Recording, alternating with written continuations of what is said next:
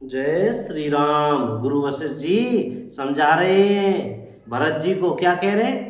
सोचनीय नहीं कौशल राऊ। कौशल राज दशरथ जी सोच करने योग्य नहीं है। भुवन चारि दस प्रगट प्रभाऊ, जिनका प्रभाव 14 लोकों में प्रकट है। भयउ न एहि न अब होनिहारा, भूप भरत जस पिता तुम्हारा। तुम्हारे पिता जैसा राजा तो न हुआ, न है, न होने का ही है। विधि हरि हरु सुरपति दिशिना था। ब्रह्मा विष्णु शिव इंद्र और दिक्पाल सभी बर नहीं सब दशरथ गुण गाथा। दशरथ जी के गुणों की कथाएं कहा करते हैं। हितात कहो उनकी बड़ाई कोई किस प्रकार करेगा, जिनके श्री राम लक्ष्मण तुम और शत्रुघ्न सरीखे पुत्र हैं। राजा सब प्रकार से बड़भागी थे, उनके लिए विषाद करना व्यर्थ है। यह सुन और समझकर सोच त्याग दो और राजा की आज्ञा सिर चढ़ाकर तदनुसार करो।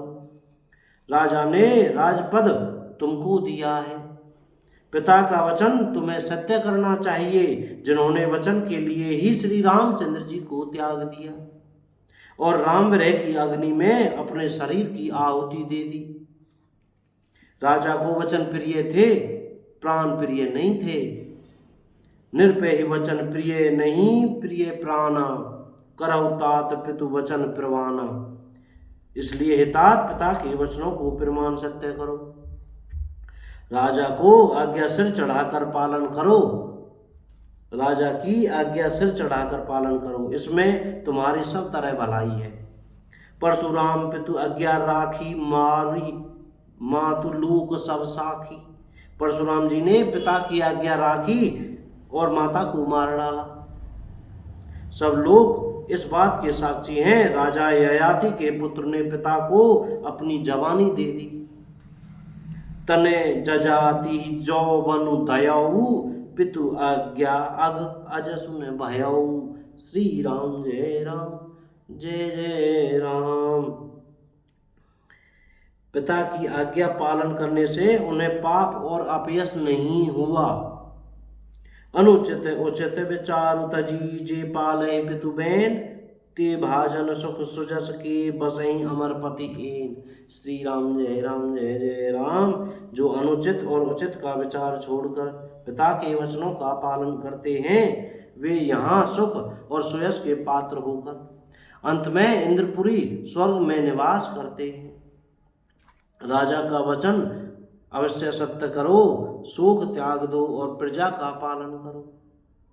ऐसा करने से स्वर्ग में राजा संतोष पावेंगे और तुमको पुण्य और सुंदर यश मिलेगा, दोष नहीं लगेगा। यह वेद में प्रसिद्ध है। सभी शास्त्रों के द्वारा सम्मत है कि पिता जिसको दे वही राज तिलक पाता है। इसलिए तुम राज्य करो, गिलानी का त्याग कर दो, मेरे वचन को हित समझकर मानो। इस बात को सुनकर श्री रामचंद्र जी और जानकी जी सुख पावेंगे और कोई पंडित इसे अनुचित नहीं कहेगा।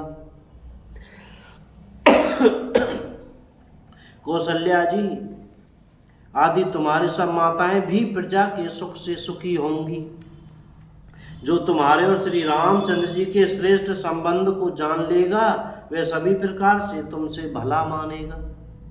श्री रामचंद्र जी के लौट आने पर राज्य उन्हें सौंप देना और सुंदर स्नेह से उसकी सेवा करना। मंत्री हाथ जोड़कर कह रहे हैं, गुरु की आज्ञा का अवश्य ही पालन कीजिए। श्री रघुनाथ जी के लौट आने पर जैसा उचित हो फिर वैसा ही कीजिएगा।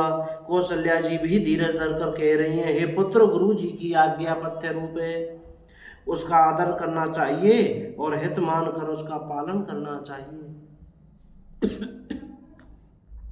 काल की गति को जानकर विषाद का त्याग कर देना चाहिए। बन रघुपति सुरपुर नर नाहु, तुम ए भांति तात कद राहु। परिजन प्रजा सचिव सब अम्बा, तुम्हें सुन सब कहें अब लंबा। श्री राम जय राम, जय जय राम। श्री रघुनाथ जीवन में महाराज स्वर्ग का राज्य करने चले गए और हे तात, तुम इस प्रकार कातर हो रहे हो। हे पुत्र, कुटुंब प्रजा मंत्री और सम्माताओं के सबके एक तुम ही सहारे हो।